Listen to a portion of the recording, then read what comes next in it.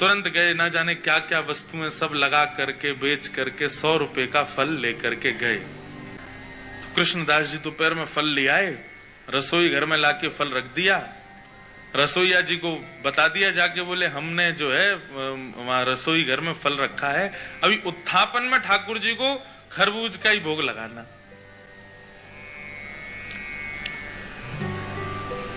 कृष्णदास जी बड़े प्रसन्न थे कि भैया महीने का पहला फल ठाकुर जी की सेवा में आएगा, ठाकुर जी पाएंगे, आनंदित हो जाएंगे। रसोईया स्नान ध्यान करके जैसे ही रसोई घर में गए, पूरी रसोई खोज ली, लेकिन महाराज फल नहीं मिला, कोई ले गया उसको वहां से। बाहर आके कृष्णदास जी से कहा, बोले कि कृष्णदास जी अंदर तो फल है ही नहीं। बोले अरे मैंने वहीं रखा है। बोले मैंने देख लिया, कहीं भी नहीं है, सब जगह खोज लिया महाराज, फल तो कहीं चला गया, उसको कोई और ले गया। कृष्णदास जी बड़े व्याकुल हो गए। बोले एक तो मैं अपने लाला की नाक बचावे के काजे राजा के सिपाहियन से लड़ झगड़ के लायो, 2 रुपया के फल को 100 रुपया को लेके आयो, कितनी वस्तु बेच के आ गयो। इस बात का दुख नहीं कि इतना महंगा लाया, इस बात का दुख नहीं कि इतना लड़के लाया, इस बात का दुख कि ठाकुर जी उसको पा ना पाए, कोई और ले गया।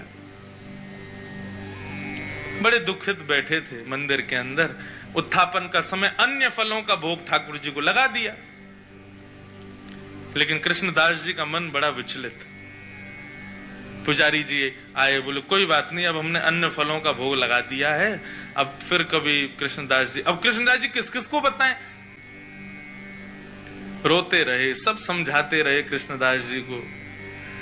उत्थापन का भोग जब अनवसर हुआ और पुजारी जी ने बाहर आकर के जैसे ही कपाट खोलने की घोषणा की, सब दर्शनार्थी खड़े हो गए। कृष्णदास जी के भी नेत्र लाल पड़े थे। जैसे ही कपाट खुले तो क्या पाया, ठाकुर जी के उर्द बाहु के ऊपर वही फल रखा जाता जो कृष्णदास जी लेकर के आए थे।